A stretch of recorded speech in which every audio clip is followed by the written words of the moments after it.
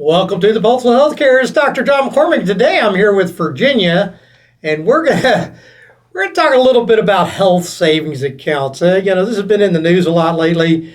Uh, Obviously, after the big beautiful bill passed last year, and they talked about opening up HSA accounts and doing things, and now we went through the government shutdown, unfortunately, and there was another push by one of the parties talking about giving HSA accounts to everybody.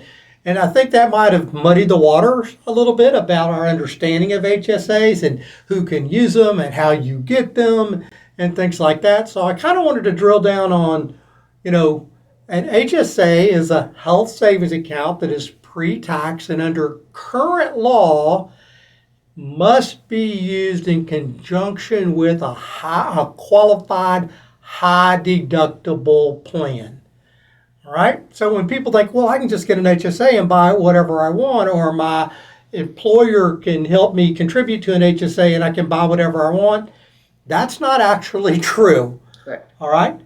Now, what we're seeing, Virginia, and we got a really interesting report that you shared with us, and we've got a couple key pages laid out here, all right, is that the newer generations are much more tuned up on, benefit structures, and the actually application and use of these HSAs. Correct. Whereas some of the other generations, not so much, because especially the older boomer Gen X generation, they're already used to trying to save money on the side, not automatically, and that's the key, is not having it taken out pre-taxed in their payroll plan, as well as some plans, some employers do not offer HSAs. Right, and it's because you have to have a qualified plan. So one of the things that, came as a part of the bill was that, you could now use your HSA to pay for direct care, right? And we love that. We have direct care plans. We think that's amazing. But it also created that confusion that I talked about, is that direct care, although may be qualified now under the 125A for HSA, you still have to have that high deductible plan. Correct. So that's kind of the politics of it. I mean, to me, in the quote unquote ideal world, you would be able to contribute to an HSA whether you had a full medical plan or not. You ought to be able to set aside that allowed amount for HSA as an individual or a family and use that to purchase whatever health plan that you want, much like the proposal that's been floated out there, but they haven't taken any action on. Correct. Totally agree with that. So the HSA, the way it was done was to help you, especially in times of cash shortness, to pay for your copays, to pay for your deductible, to pay for high-cost medications, to pay for any medications that you may pick up at the pharmacy. And then over the years, they included to where you could use it for OTC, over-the-counter products that fit the bill of Glasses. Bingo. Band-Aids. Band-Aids, dental work even. Even dental work, vision, things like that. But now it's going more towards your concentrated full service visits on your doctors that under your deductible plan. Hey, for a cash rate, we'll see you at this amount, as well as premiums, because you can use your HSA to pay the premiums towards your plans.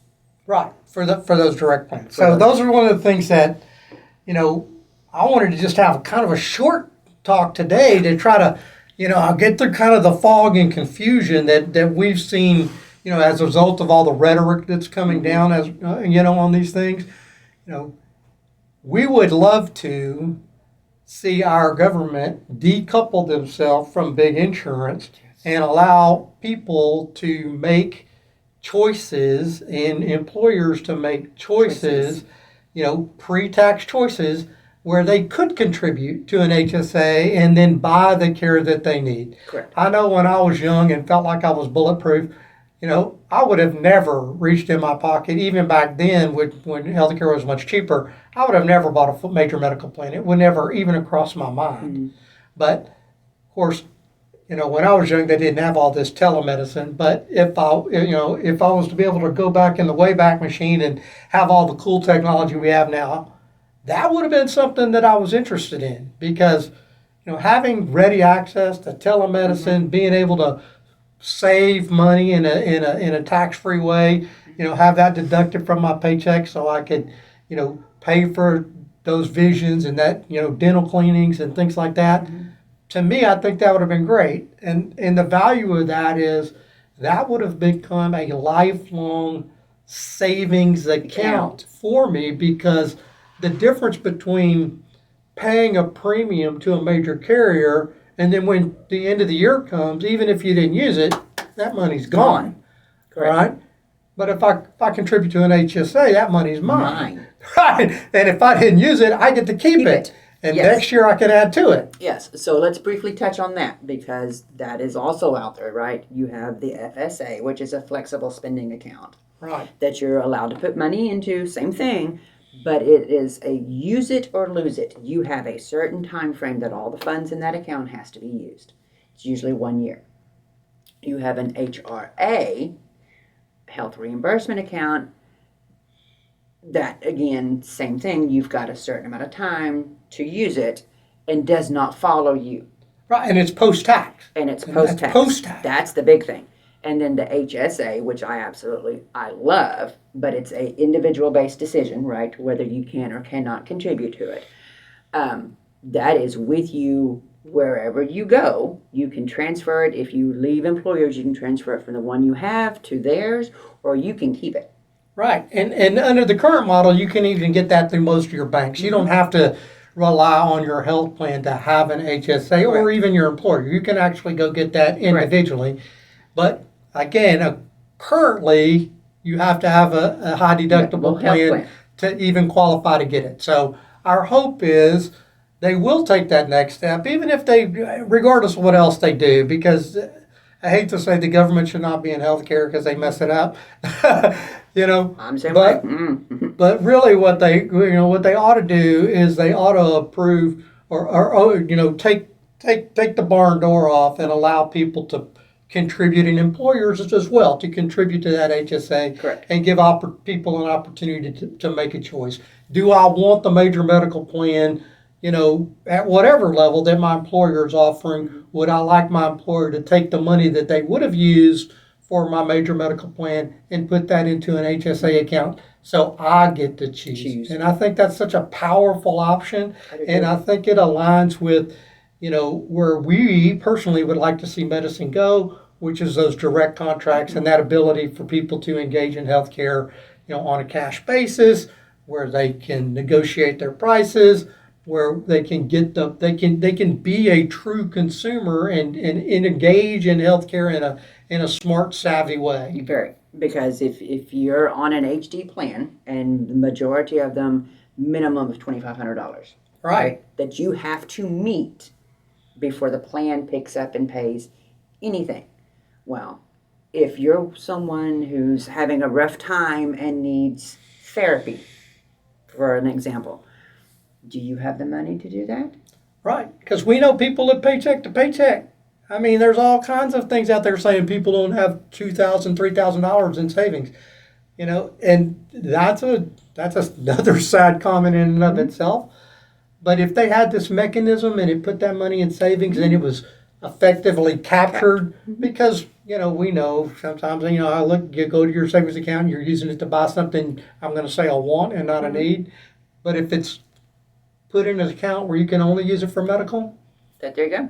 that takes away that temptation to go, well, I'll use it, but I'll pay it back when we know they don't. Not only that, or the thought of I can't afford it. I know I need this therapy, for example. I know I need, but I can't afford it. I cannot afford it. Right. With an HSA, I can't. Right, because I'm already paying for this other coverage. Correct. And now I've got this big gap. And so I don't get my therapies in this gap. I wish somebody would have given me a mechanism to be able to cover that gap. And you said 2,500, and we're seeing plans, today that the deductible's $6,000, $7,000, $8,000. $8,000. I mean, my goodness, you're paying, $6,000 or $7,000 for a plan, but outside of your primary care, your one free. I say free. Your one $6,000 primary care visit a year. You also you have to go back in your pocket for another $8,000. I mean, really, what you bought is a very expensive catastrophic plan. Yep. That's it. It's crazy. Crazy. It's crazy. It breaks my heart to see it. It really does. It really does. And those of us that are in this space every day, we try so hard to educate people so they can make smart decisions. It's not just about saying, no, you should buy our product. It's not. We really want you to make the decision that's the best for you. Yeah, absolutely. That's the conversations I have when I go out to groups and help with their benefit enrollments. I cannot make this decision for you, right? You have to make this decision. But let me ask some questions. Let me give you some tools, and you think on what's best and decide that route. That's right. And I just think there's work to do here, and unfortunately, it's work that has to be done at the governmental level to open the doors. It's not work we can do, but I think we as a public, should make our voices heard on this, and the only way we can do that is if people are educated and know what to ask for. What to look for. Yeah, what to look for, what to ask for, so they know what they're getting. Exactly. Well, Virginia, thanks for coming and joining me today on the Pulse of Healthcare. We'll be back in a couple of weeks for our next episode. Yay!